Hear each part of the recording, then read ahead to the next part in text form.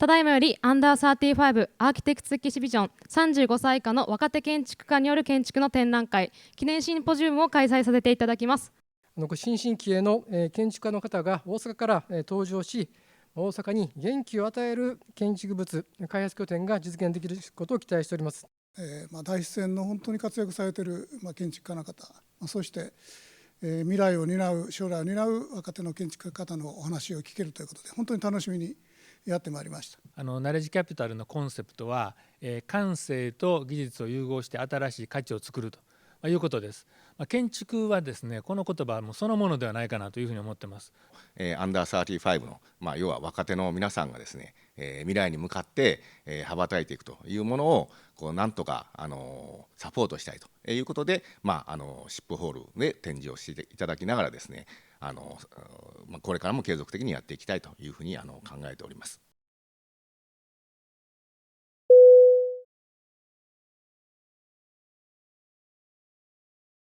先ほど展示も見せてもらいまして、いろいろ言いたいことはいろいろあると思いますので、出展者の方のレクチャーの話を聞いて、建築の議論が有意義な議論ができればというふうに思っています。こういうイベントがないと次の世代とか、若い世代の人たちと出会って議論することとかもなかなかないので、結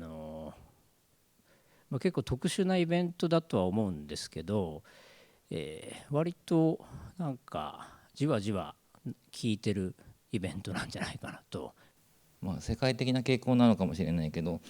今の若い人たちがリノベーション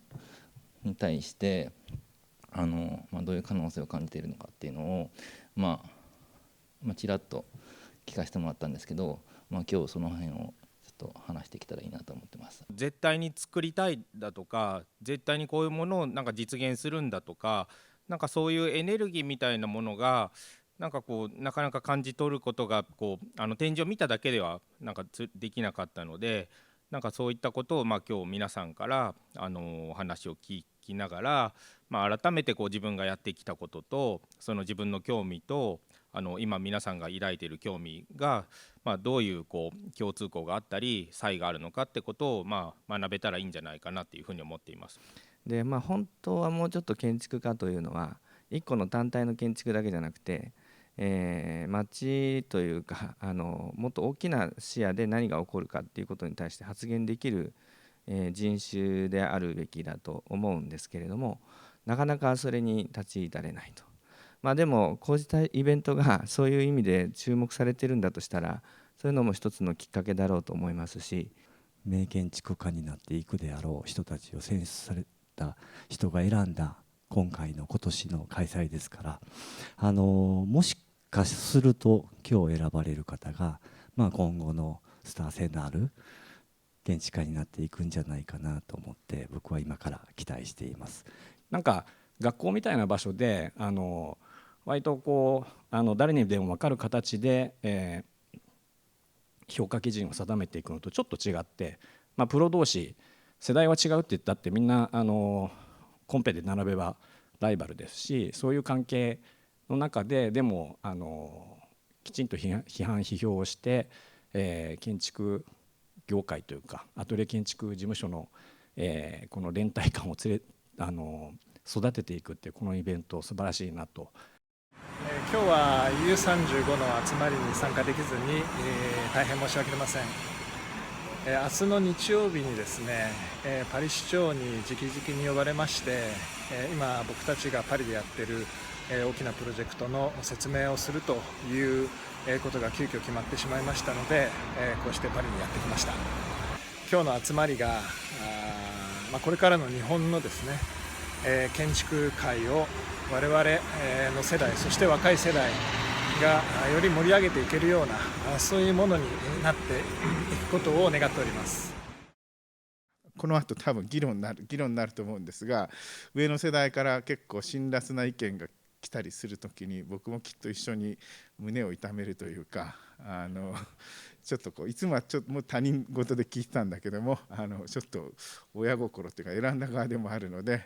少し助け舟を出せればいいかなというふうに思ってます。はい、建築のフォルムとかそういうことの大事さとかフォルムとかコンセプトとかなんかそういうのってどうしても建築の中で話してると難しくなっていく。それもすごく大事なことです。ただなんか時たまなんかそういうのって社会から有利してるんじゃないかと伝わらないんじゃないかと思う時がありますけども、そうでも意外となくてやっぱりそのコンセプトなり、思いなり、それはオーナーの方も含めて遠くに飛ばした建物っていうのはやっぱり遠くまで、愛されたり保存されたりする。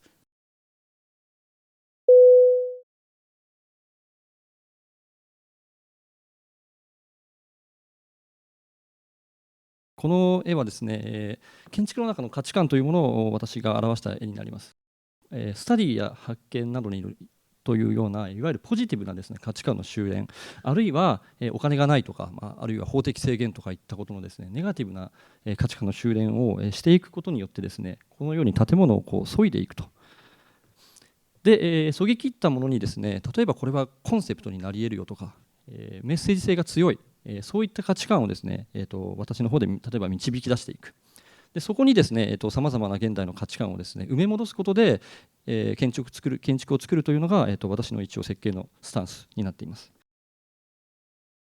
人参を用いた和菓子を作るっていう計画がありまして、求められている空間っていうのは建物の中にこれ生菓子使うので、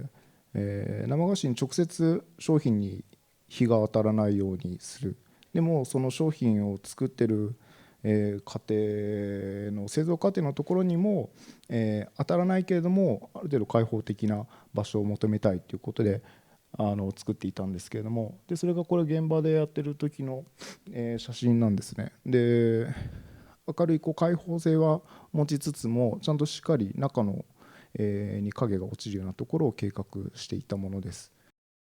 僕は体がどういうふうにあるのかとか生活者がどういうふうにいるのかとかそういうところからものに行くという。窓の額縁300ミリぐらいの中の180ミリぐらいのところに鏡面のステンレスのリングを作りまして、壁の中に空間があるみたいな風に見えるようなそういうようなものになってます。私たちは三重県の志摩市というところで志摩ドクタープロジェクトというプロジェクトを進めていて、今回展示もさせてもらっているこれを作ってます。でこれをもとに、お医者さんが行政にプレゼンをして少しずつその行政も動き始めて、お医者さんしか泊まれなかったところに学生が泊まれるようになって、今年は60名ぐらいのインターンがいろんなところから来れるようになったっていうような経緯です。今年は、住宅を一つ持ってきま今進行中です。傾斜地で段差があってとかというところだったんで、明確になんか一個ベースみたいなのを占めてたらいいなと、住宅において。で更新できたりとか、ここが使えるよねっていったような、心のゆとりそういう選択肢が残っているってことは生活の幅なんじゃないかなと思って、こういうベーシックな建物を計画しました。場所は東京の日本橋、本町というところで、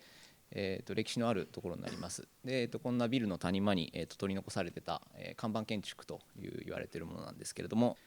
でこの耐震補強のフレームなんですけれども、デザインの仕方としては、パラメトリックモデリングツールっていって、グラスホッパーっていうんですけど、削ぎ落とした結果として有機的なというか装飾的な形での耐震補強になってます。でというのがこの辺までがお利口なプレゼンで、僕は正直あれですね、骨にしか興味が骨にしかっていうと他にもあるんですけど、骨に興味が非常にあります。建築を建てる支えるっていうことをいかに突き詰めるかにしか興味がないかもしれないです。2つ、展示をさせていただいているんですけど、そのうちの1つの、大地の家っていう方を、紹介しようと思います。小さいバルコニーだったらいらないっていうふうにずっとおっしゃってたお客さんなので、ずっとバルコニーつけなかったんですけど、この時、小さいバルコニーだったらいらないっていうことだったら大きいバルコニーすごい欲しいんじゃないかなと思って、ちょっと、バーベキューとかをやるようなバルコニーを用意していて、でここにちょっと見えづらいですけど、キッチン小さいキッチンを作ったりして、なるべく上に上がって楽しめるような、操作をしています。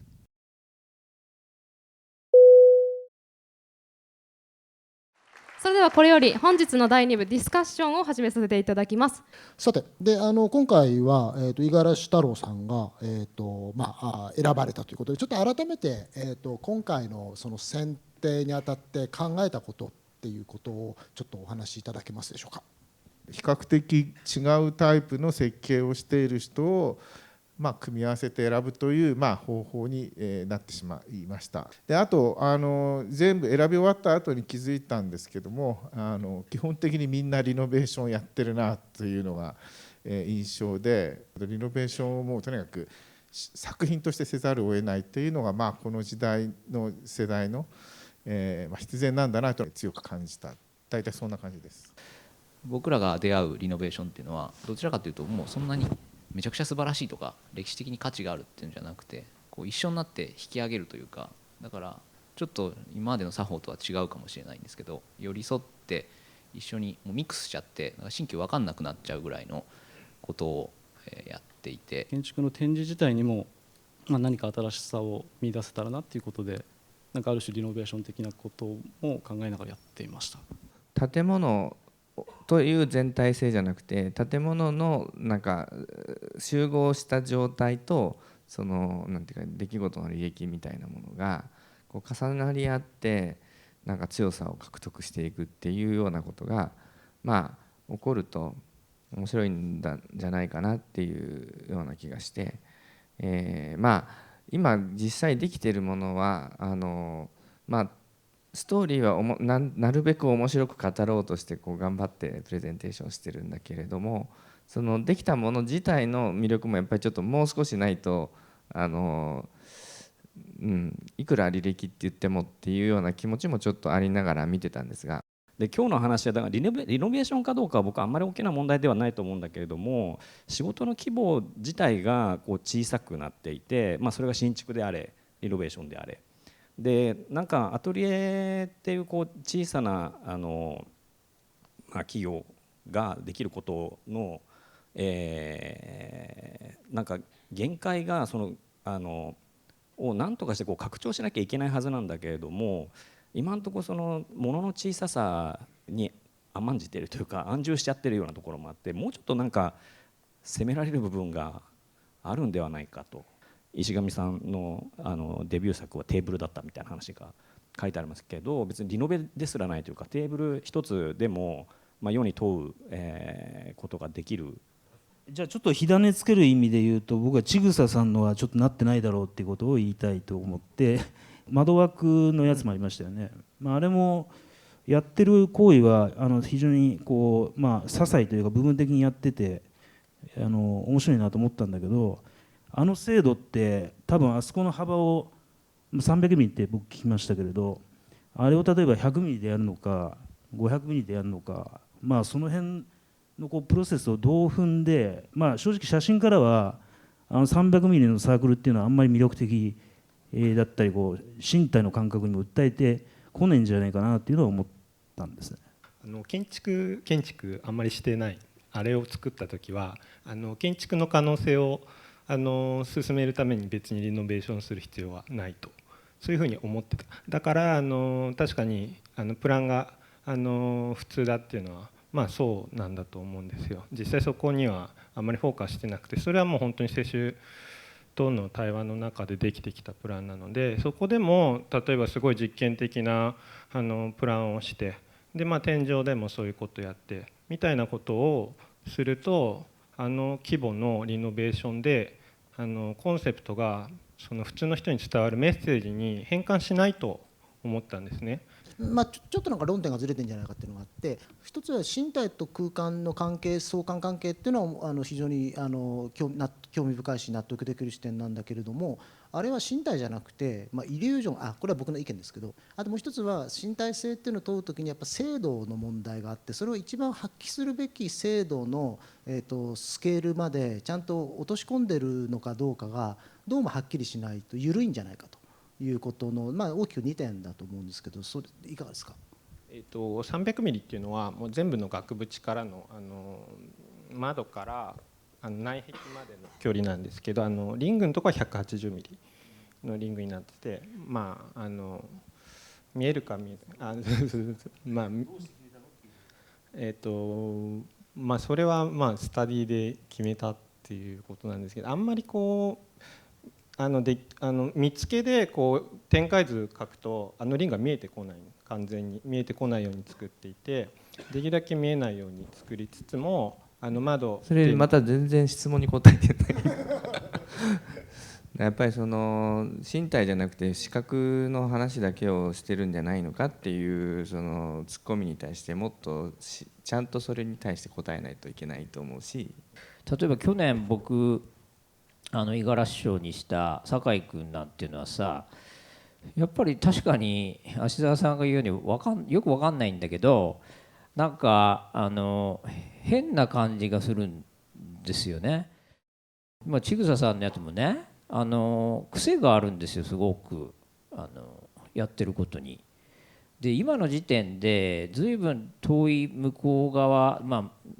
君のね人生の、建築人生のこう随分こう先をね今決定なんかできるわけがなくって、いや分かんないけどね、平田なんか賢いからこう戦略を持ってやってきたのかもしれないけど、僕なんかもう全然分かんなかったから、その瞬間瞬間の余条件でですよ、もう最大限やれることを繰り返してきただけなんですけど、それはこういう癖みたいなものがね、こだわりでもいいんだけど、曲げられない癖みたいなものがどんどんこうプロジェクトごとに重なっていった時にね、何かになるんじゃないかなっていうふうにはやっぱり思えるんですよね。でも本当にこれ別にいい建築を決める賞じゃないので、それは他にねいろいろBCS 賞なり何なりありますので、いい建築を決める賞じゃないんですよね。これは賞をあげる賞なので、要するにこの人にやっぱり賞をあげたいと、なんだかよく分かんない部分あるけど、でもやっぱりなんかこういうことをやってくれよっていう意思表明としての賞を決める賞なので、今まさに五十嵐潤さんおっしゃった通りだと思いますし、去年の本当に受賞なんかもそういうものでしたよね。でそこでちょっと五十嵐潤さんもう一つだけ聞きたいんですけど、そういう観点から言うと賞をあげていいんじゃないかって思う人は率直に言うと誰ですか？酒井君はもういいでしょう。で千草さんは僕は割といいなと思っていて、君のはすごく癖が非常にあるので、僕はなんか非常に好感を持ってますね。やっぱり間違ってもいいから信じているものをなんか誠実に話してほしい。でもこういう場に立たされるともっともらしくなんかみんなこうポーズをとって語り始めるので、なんか本質的ではなくなることの方がすごく多いような気がして、こういう場だからこそ自分が信じてる、今の時点で信じてるものでいいから、なんかそれをすごく素直に話してほしいなっていうふうに思いました。でそういう点においてはやっぱり三井さんが一番なんかこう、なんか真っ当だからいいとは言わないですけど、やっぱり嘘がない、というところはなんかすごく僕は共感を持ちました。さっきそれぞれ皆さんにプレゼンテーションしてもらった中で一番言葉として引っかかったっていうか気になったのは、三井さんがすごい勇気あるっていうか、普通なかなかこれだけ建築家いる中でちょっと空間のこと分かりません、光もちょっと分かりません、僕が興味あるのは構造と装飾ですってなかなか言えないなっていう意味では僕は結構一番心に残ったんですよね。僕が試みてるのは今回の鋳物もなんですけど、多分あれ多分リノベーションなんで潰しちゃうんですね。なんですけどあれ多分捨てられないで置いといてもらえるかなと思ってて、別に埋められちゃってもよくて、でなんかそう残ったらいいなっていうのを常に思って、でそういう時になんですかね、構造とか骨とか装飾って言ってるのは全然説明、僕ら死んでる時に発掘されたら何も説明できないので、これこんなに頑張ったから捨てないでなんて言えないので、パッと見て分かる時になんかこれなんか筋通ってるかなとか、そういうのがなんかオカルト的なんですけど、なんかとりあえずなんか詰め込んどこうかなと。なんだろう、薄っぺらくない軽やかさを持っている構造フレームで補強をしていったっていうんだけど、明らかに僕らの世代ではなかったような補強のあり方を講じていて、もう少しなんだろうな、うまく説明をすればいいのになと思いながら聞いていました。ちぐささんの方がチャレンジング、この中では僕はチャレンジングな態度を表明してるなと思ってるので。なるほど、わかりました。ありがとうございます。斉藤さんはなんかあるね、しつこさみたいなやつ、人間のしつこさみたいなものがとてもにじみ出ていて、それはキャラクターになっています。で千草さんのやつはちょっと割と僕はああいうちょっとアート的な操作してるの好きだという単純な個人的な好みもあるんですが、窓枠やってるんでね、やっぱああいう窓ってなかったよなって単純に僕は思って、実空間体験しながら、こういう窓って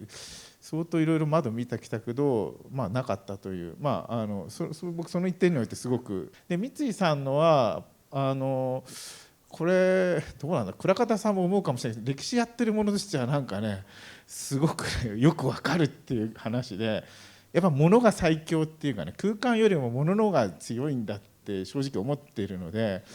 例えば間取りも空間もやっぱり長い時間のうちでは消えたり変わっていくんだよね。だけど物だけはね残るんですよっていう強さについてはやっぱちょっと思うところがあるので、本人はこう瞑想しながら語ってるんだけど、言ってることはよく分かるっていう感じで、やっぱり三井さんのはなんか工芸だと思うんですよね、基本的に。工芸性って装飾でもあるし構造でもあるし、もともと別に日本ってアーキテクチャって概念ないので、建築家が設計して施工者が作るってないので、その意味で全部工芸なんですよ。根付けから建物まで茶室まで全部工芸で、なんかそのスケールがだんだん入れ子になってるってわけでもなくて、小さいところのデザインが全体も決めるみたいな、なんかそういうなんか工芸性として作ってるっていうのが僕はすごく最近の僕の関心でもあるし、そういうことがすごく鋳物みたいな、本当にものづくりのものとコンピューターっていうのを両方やってるっていうのは自然なことだと思うんですよね。別にあれ無理に両方ハイブリッドにして両極つなげてるっていうよりも、自然に工芸性ってところでそれが一貫してるっていうのは、なんか僕はもうすごく的を射てて、何人かからも指示があったと思うので、じゃあ僕は三井さんにゴールドメダルをあげたいと思います。はい、ありがとうございます。皆様大きな拍手をお願いいたします。ゴールドメダル。賞をいただきましてありがとうございます。いただけると思ってちょっとなかったので、これを今がいいって言われてるわけじゃ全然ないと分かっているので、何かを見つけていきたいと思います。ありがとうございました。はい、ありがとうございました。皆さんもう一度大きな拍手をお願いいたします。酒井さんがシード権を与えられたように、来年は三井さんもシード権を与えられるということで、来年の出展者の方たち率いるリーダーとしての役割もどうかよろしくお願いいたします。本日は誠にありがとうございました。